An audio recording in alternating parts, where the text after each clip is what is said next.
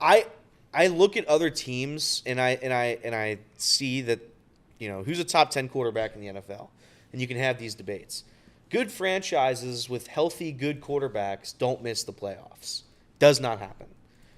The Ravens, I pulled it up here. The Ravens have missed the playoffs once in 7 years, assuming they make it this year. The one time they didn't, Lamar Jackson was hurt. Lamar Jackson, when he played that year, 7-5. You have the Kansas City Chiefs haven't missed a postseason in 10 seasons. The Bills haven't missed one in, how many is that? They've made 6 straight. Hell, when they drafted Josh Allen, Tyrod Taylor, they drafted Josh Allen in the draft coming off of a playoff season that Tyrod Taylor was the quarterback. Has Josh Allen, 6 years. So, they've won every year that Josh Allen's been there. And that's who I compare Joe Burrow and the Bengals to. Those are the teams I put them with. Yeah, not divisions, like the contenders, the only other quarterback that's experienced this is Justin Herbert. Justin Herbert's the only one. This is a failure on all accounts. I don't know what the direction of the organization will be going forward because there's so much you have to fix. I mean, there's just so much. Well, have you thought about trading Jamar Chase? I don't know if it's ever been mentioned before. No, but you're going to We're not going there. I'm just joking. You're going to lose T. Higgins, and T. Higgins has he been the best graded wide receiver this year? I know it's smaller sample size. He was a 91. So it's in the last game. He's been incredible when he's on the field. You're not going to pay him. You're not going to pay a guy that's unhealthy unless that number goes down under $20 million. At what point do you? At what point do you watch the game because it's the Joe Burrow conversation? What was the Joe Burrow conversation? Because there were injury concerns when we paid him, and it was, who cares if he gets hurt? Because if he's not out there, this team stinks. No. Do we stink without T. Higgins? When do you just pay him? That's the He's thing. incredible when he's on the field. That's where Kinner's right. That's where I tend to agree with Kinner. Not for Jamar Chase, but that second-tier wide receiver. You should be able to be good with Jamar Chase. I don't think Zac Taylor You should be able to make it work with Jamar Chase and another wide receiver that's not T. Higgins, and then another wide receiver that's not T. Higgins. Well, right, but I'm saying if we are talking about the cap the Bengals are going to have this offseason, I think if T. Higgins walks, you're using a premium pick on a wide receiver. Yeah. In which case, would you rather spend $18 to $23 million on the sure on thing T and use the pick on defense or a guard or whatever else? Then maybe you have a luxury pick to take, something else you don't want other than a wide receiver, something else you don't necessarily need. I think it's certainly a question that's going to have to be asked if he keeps doing what he's doing, and if he's able to play 5 out of the 6 games that are left in the season. His evaluation keeps going down. I mean, on top of that too, we're also forgetting the tag and trade. Right. We're going to possibly get another pick with that too. Right. So if we do decide to move on from him, they'll be able to spend a pick relatively high at receiver. It doesn't have to be 1, but considering if you just look at the draft boards and whatnot, it's probably beneficial for them to pick pretty high at receiver this year if they want to get one. So, yeah, I mean, I'm kind of I don't know how to feel about the T. Higgins thing just yet. I kind of like the idea of paying him if it makes sense because I do think that his value has come down a bit. Maybe if he continues to have these 150-yard games the rest of the season, he'll end up getting 1,000 yards on the year and just completely blow us all away and get that $30 million he's looking for in free agency. But at this moment, I don't think it's out of the realm of possibility to sign T, keep Jamar, and look at the draft for other holes to fill on this team. But, yeah, I mean, we'll get there when we get there. I think it's a little early to have that conversation. So yesterday when I brought that up, I said, the best chance, is to fill as many holes with the draft as you can. You're saying that solution you feel confident in just because you address other holes with the draft, but you said you weren't confident in the draft, in their drafting ability. I'm saying I'm not confident in their ability to draft all-pro talent consistently. To come in and play, because that's the thing when they drafted, why am I drawing a blank? The wide receiver from Georgia, AJ. No, sorry, not Burton? Burton. Sorry, Burton. I said Georgia. My bad. He was You were Georgia. Right. You're right. You're right. I said Georgia. Burton, when because Tyler Boyd leaves, Bengals draft Burton. I'm thinking that's a guy with the first-round grade that only fell because of the off-the-field issues. I'm like, oh, he's going to come and play right away. He's going to be that replacement for Tyler Boyd. Boom, they just keep on moving.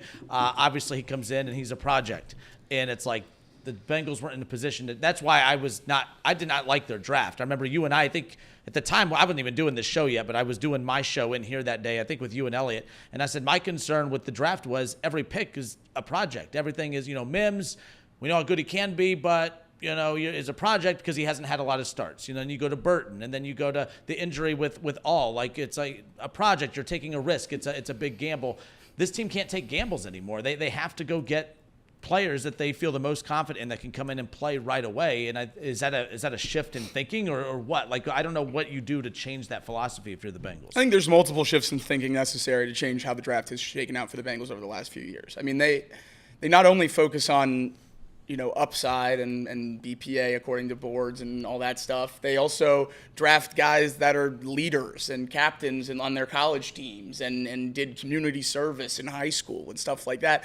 I'm done caring about that stuff. Drafting these captains and these quote-unquote good guys in college hasn't worked out. The teams that draft the players that are falling down the board, that have produced in college, that have some concerns. The Eagles are an example. That's exactly where I was going. Jordan Davis. Yeah. He falls out of the top 5. He's a no doubt 1 or 2 pick. Falls out of the top 5. The Eagles jump on him. He's one of the best interior D linemen in all of football.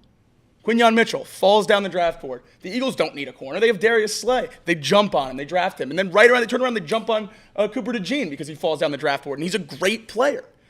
Stop drafting what you think you need and draft great players. It's not that hard of a concept. And you'd think the Bengals would lean into that with the lack of scouting.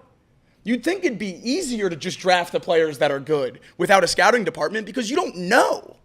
I think the Bengals try to outsmart themselves, or they think they're smarter than they are, or I don't know what it is, but with the smallest scouting department in the league, you should be the most, I'm going to say dumb. You should be the most dumb drafters in the world.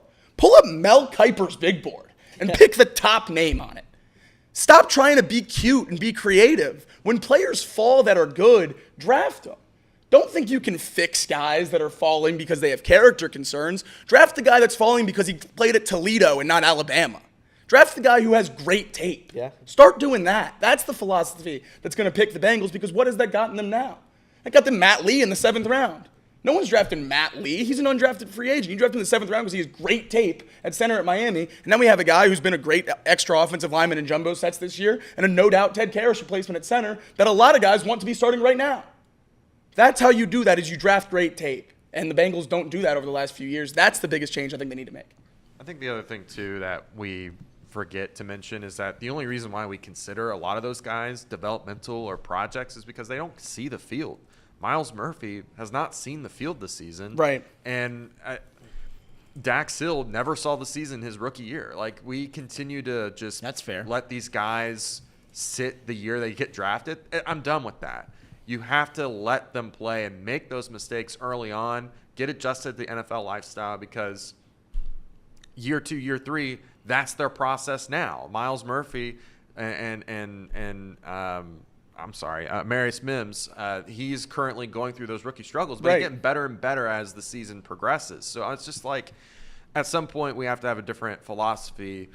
You got to start playing guys. You start rotating those guys in. There's no reason for Sam Hubbard, who's had a injury that has been hidden from us since the summer that should have been sidelining him, to be getting 75% of the snaps, even 50%. Right. He should be getting 25% of the snaps, if that. He should be the third edge rusher on that side. Exactly. He should be a guy that's only coming in on running down situations, third short. That's it. He should not be in on anything else, and yet they continue to just stick with their guys, and that's really a tell of the coaching staff because they don't feel comfortable with the guys because they're not able to develop them, and they're too afraid to let them go out there and waste their season. Well, I'm sorry. You're at the point now where you have to start playing your rookies. They have to start developing now. And what did we see last night or on Sunday night when they pulled Cam Taylor-Britt and put in the rookies? It's like, we saw the best corner play we've seen all season out of Josh Newton and DJ Turner.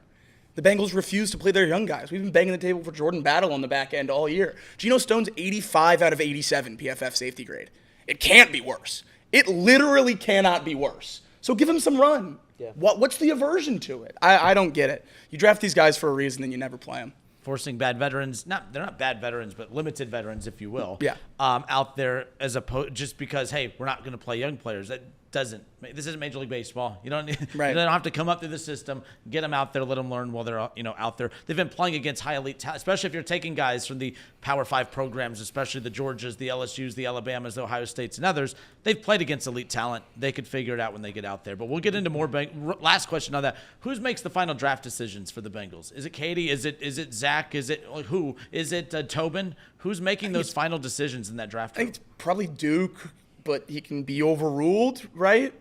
Would be my guess. I think that there's a final say from our good friend Mike Brown. Yeah. On the big decisions, but I do think he's definitely deferred to Duke and Zach on those decisions. I think like when I look at Zach plays a huge role in the draft. Yeah, Coaches play a massive role in the draft. when Zach got up and was excited and like pounded his fists on the table for Jermaine Burton, I think that was hey, we need to go get this guy from Zach's perspective. Overall, I think Duke is the decision maker, but I don't think he necessarily has. I think he has the final say on pretty much every draft pick. Mike's certainly vetoing. I mean, Joe Burrow wasn't anyone's choice, but Mike Brown at 1. Jamar Chase probably was Mike Brown at 5. Not saying Duke would have disagreed or anything, but Yeah. like the Sewell Chase debate that fans were having for months before the draft. Mike Brown made that choice. That wasn't a Duke Tobin choice. If Duke Tobin wanted Penei Sewell and Mike Brown wanted Jamar Chase is a Bengal. So I think it's probably the coaches and Tobin, and then They probably all agree on a lot of Right, decisions too. right. But I do think when it gets out of the top 50 picks, 40 picks, Mike Brown is probably taking a nap. So that's just all Duke and the coaches wheeling and dealing.